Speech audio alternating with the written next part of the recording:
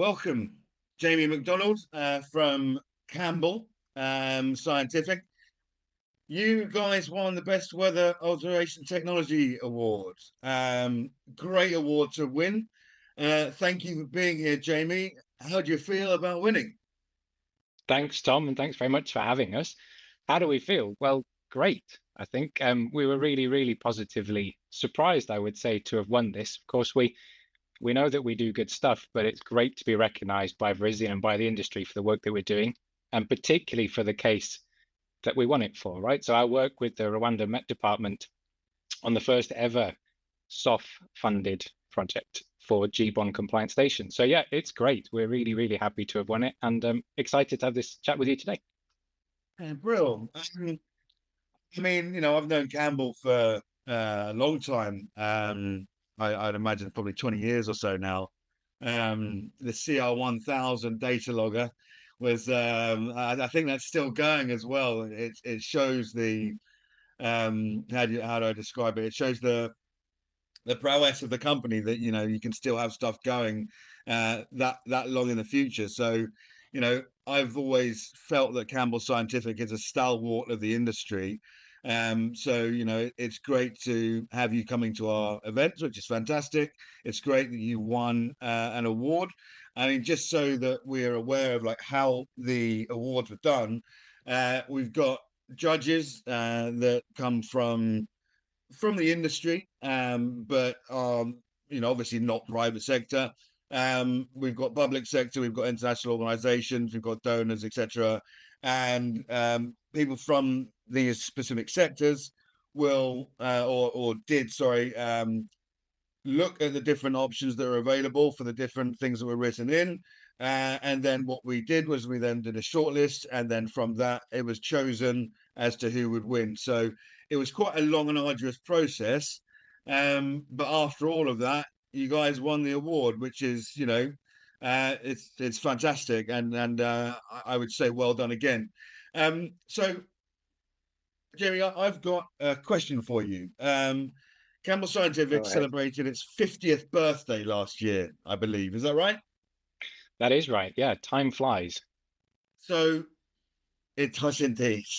For those who don't know, could you tell us a bit more about the company and its history? Yeah, of course. So as you say, 50 years last year, and you mentioned there our CR1000 data logger, and I think you're right that it's still going, but it's had a few more iterations now as well. I think we're up to the CR1000 XE with all of its new tech.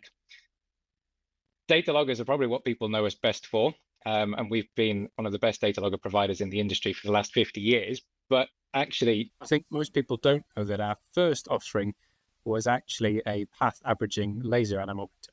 So essentially a wind sensor, which was actually far ahead of its time, as it turned out, because we provided the sensor and then people didn't really know how to get the data from it. And so we had to create a data logger to take the data, to ingest it, and to make it readable. And over that 50 years, we've grown from a data logger provider into a sensors provider and then a solutions provider. And now what we do is complete measurement systems for environmental monitoring, right? And that's what we won this award for in part, but we also work in infrastructure industries. So we've got customers that work in mining, in dams, and then in renewable energy as well. So we've got monitoring systems at solar power plants, on wind farms, so a real range of stuff. But yeah, data loggers are what we're known for. And what we, of course, now like to be known for is these measurement systems and solutions with the software thrown in. So quite an eclectic mix. I think that kind of scientific prowess, if you want to call it that, has stuck with the company. We're, Campbell Scientific, and it's that scientific focus that's really driven where we go. We really want our products to be reliable in the long term, accurate, and those are kind of the key tenets of what we do, is making sure that our customers know that they can trust the data that's coming from our systems and make those critical decisions. So yeah, you're right. I think perhaps we should be shouting louder about it. But at the same time, we'd like to be humble as a company. We want to make sure that what we're providing really does the job well, and that we don't just shout about it because it sounds cool. So, we try to make that balance, and I think that served us pretty well over the last 50 years. Brilliant. Okay, so two things. we're going to go into solutions in a minute. Um, but I would like you to give the viewers an understanding of the ethos, the philosophy of Campbell Scientific, because it's not, you know, there are many products around, but I think the ethos and the philosophy of a company makes a big difference, you know. So tell me, what is that in your understanding? I think the ethos of the company really is to provide technology to the wider world, the global population, really, that makes a difference in saving lives, right? And that drives everything that we do. So our vision is to be able to provide our technology to the right people to be able to influence positively 4 billion lives by 2050.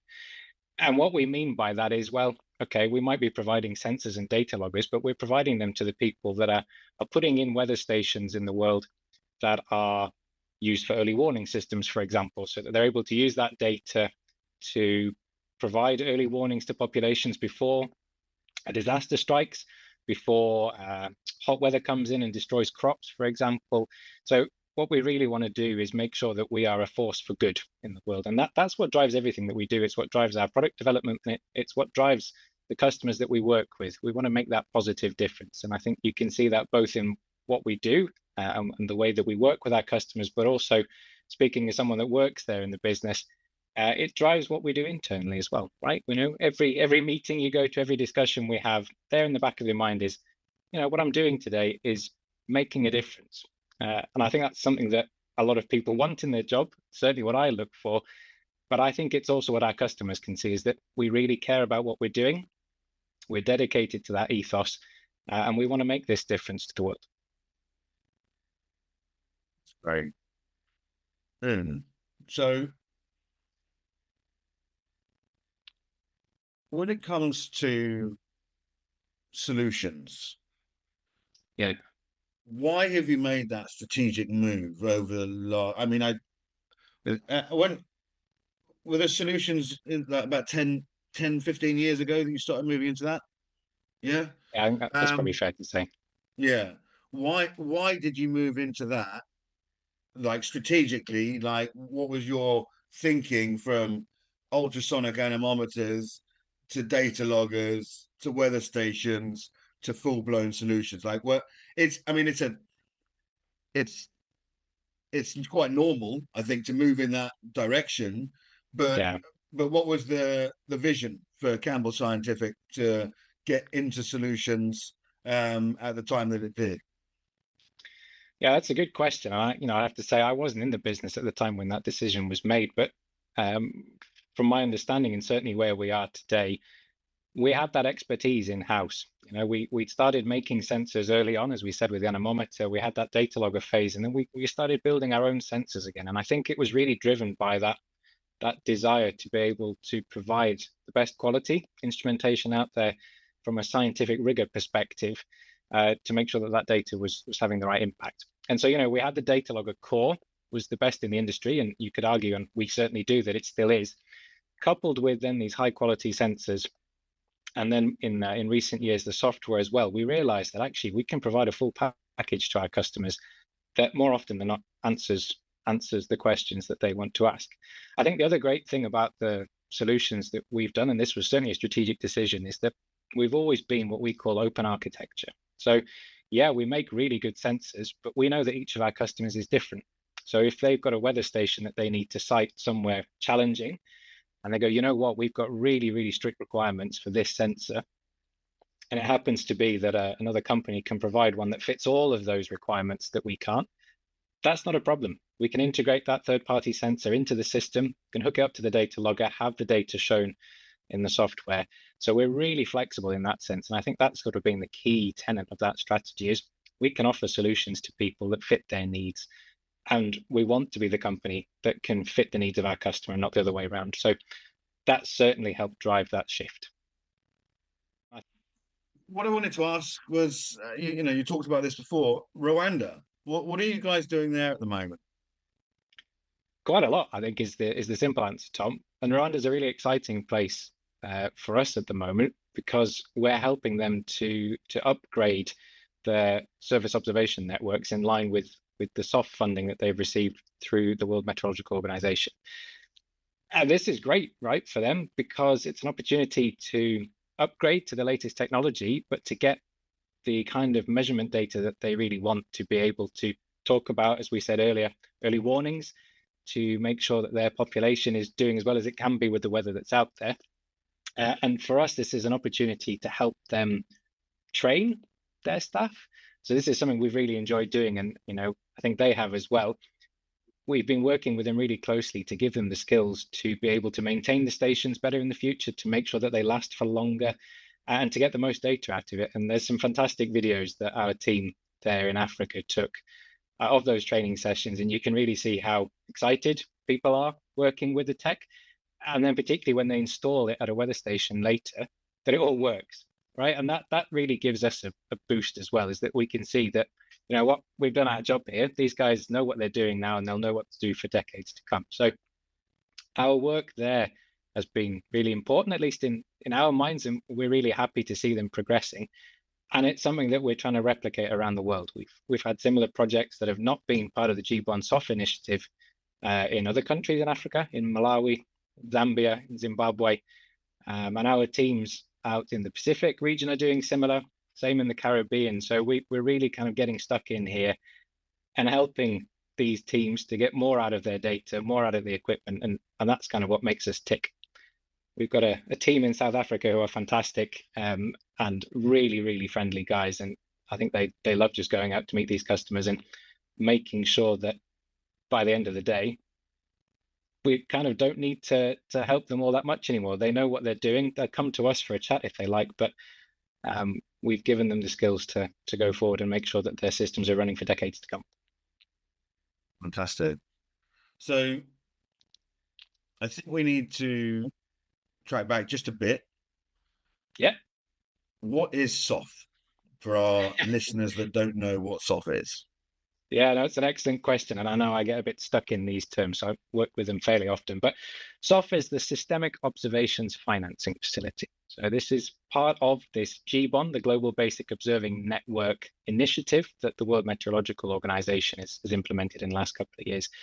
And these are terms that are thrown around quite a lot, but essentially the GBON part is this initiative to gap fill, to add in weather stations, add in meteorological data readings in areas where we're currently lacking. And often enough, this is in those countries that are called LDCs or SIDS, so those kind of least developed countries that we really want to help put weather stations into. The soft part of it, this is the funding part. So this is a separate initiative from the WMO that is a funding arm essentially for these GBON projects. So in the case of Rwanda, they'd applied for this funding to be able to install these GBON compliant stations, these new tech, and they won that funding through the WMO, and it's that soft funding now that is paying for that project. So these are really important projects as a way for us to, as I said, gap fill, add all that data in there. Globally, super important for looking at climate trends, but at a local level as well. These GBON and soft projects are a really important way for those local communities to better understand the climate around them, to work for early warnings, to understand if there's a flood coming, if it's hot weather that's going to destroy crops. All of this is really, really important information to make sure that people there are living better lives. And of course, from our side, it fits with our vision, as I said before, about helping these 4 billion people around the world. So GBON and SOF, two very important acronyms that we're using on a daily basis now, and where we really hope that we can be involved more in the future too. You've got a lot of work on your hands, eh? I think we have, not just us. It's us and many of our competitors too. So it's a group effort there as well. So talking about the WMO, is it true? Be careful. Is it true that Campbell Scientific has the only WMO compliant temperature sensor on the market? Yeah, big question. I think yes is the answer to this. And you say I've got to be careful, but it is the case. And I think I've got to be careful here with WMO compliant. I suppose it's better to say that we meet and exceed the WMO recommendations for it. But our temp view range temperature sensors certainly do meet and exceed those recommendations for a temperature sensor, and it's something that we're really quite proud of. You know, it's really important to make sure that temperature is measured accurately, and the WMO recommendations are something that we think are really important to follow because they're at the highest standard. So we know that if we're following them, and we're not the only ones doing this, of course, the other companies in the space are trying to reach those recommended standards too, then we know that we're offering the best. And for temperature, we think is one of the most important measurements to be taking. It affects a lot. And in the age of a changing climate, then temperature is one of those things that we talk about really rather frequently. So precision and accuracy, critical to governments, critical for long-term modeling. We know that those small variances can have a big impact on models and on climate predictions. So for us, sticking to those recommendations from the WMO has been really important in ensuring that we bring the best that we can to the market. I think that claim could be destroyed. I don't know, but there's a number of automatic weather station manufacturers in the industry. That would be very interesting to see the comments. Interesting, but I agree. But it's fantastic that you've got that and that it exceeds the WMO recommendation. Is that the Semoteco guide? Yeah, it must be the recommendation of the Semoteco guide. So okay, did I read somewhere about Mount Everest or something? Was it? Am I right in saying that? Yeah, you are. Mount Everest. Yeah, that was back in 2019, I think. We had a small thing on Everest. No, as I say, back to our humble beginnings. We've got a weather station, including some of our kit, almost at the summit of Mount Everest. And this was a project with National Geographic, as well as a couple of really prominent scientists, to put a weather station where it never been put before. And as far as I know, that still is producing data from up on Everest. But for us, it's great because we talk about our rugged measurement technology, and we claim, of course, that it can go through all sorts of temperatures and wind speeds and all the rest of it. But it's nice to be able to have something that proves it. And our equipment there on the top of Everest is that proof. It's really nice to be able to say that we got it there. And that even this year, we put another weather station with, again, some of the others in the industry on the top of Mount Aconcagua in Argentina.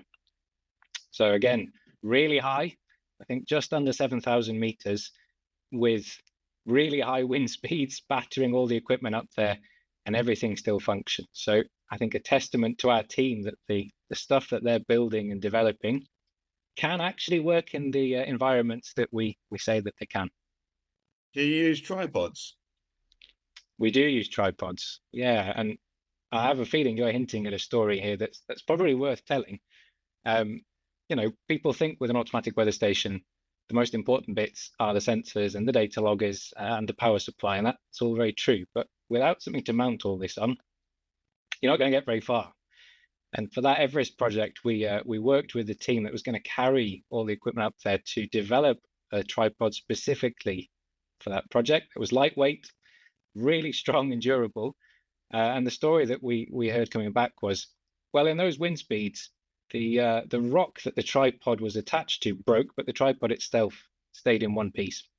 It was quite amazing, really, to hear. And as a marketer myself, these are always the kind of stories that we like to hear is, wow, the stuff that we're developing really is solid and can work anywhere. Excellent. So a bit about you, Jamie. So what is it that you do at the moment at Campbell, and where have you come from? Is it a technical background, or what? Let's understand a bit more about you. Yeah. So I'm the marketing manager for Europe at the moment in our environmental division, and I've been with Campbell for about 3.5 years now. It must be. Yeah, well, my background is a bit of a mix, I'll be honest. I always was interested in politics and the political side of life, so that's what I went and studied. And I've got a bit of a mixed background in tech, as you suggested, yeah, though not necessarily in the environmental monitoring. But it was a couple of years ago that I found this role at Campbell and thought, you know what, this is a chance to do marketing for something that actually matters. And it's great that I've had that opportunity because, you know, a lot of the time it feels like you're doing marketing in for companies that want to sell, I don't know, toothbrushes, for example, or whatever else. Yeah, it's important, but here you feel that the real value of the work is great. So, yeah, I've come from medical technology companies selling software, and now into this, where we're looking at selling, as I say, sensors and measurement systems. It's been a nice change to feel that, yeah, I'm doing something that makes a difference, and I can see these stories of where our equipment's been installed and the people that are using it, and yeah, gives me a smile on my face when I come to work to see that making a difference. Where would you say you're strongest geographically, As a or is it just business, everywhere? I mean, yeah, good question. I think I said our head office is in the US, right? So we've always yeah, had a pretty strong presence in the US and in the countries around there. So in Canada and then in the Caribbean. But I'm biased, obviously. I'm based in Europe. I'm in Helsinki in Finland. And I have to say the team that I work with here is really excellent in EMEA.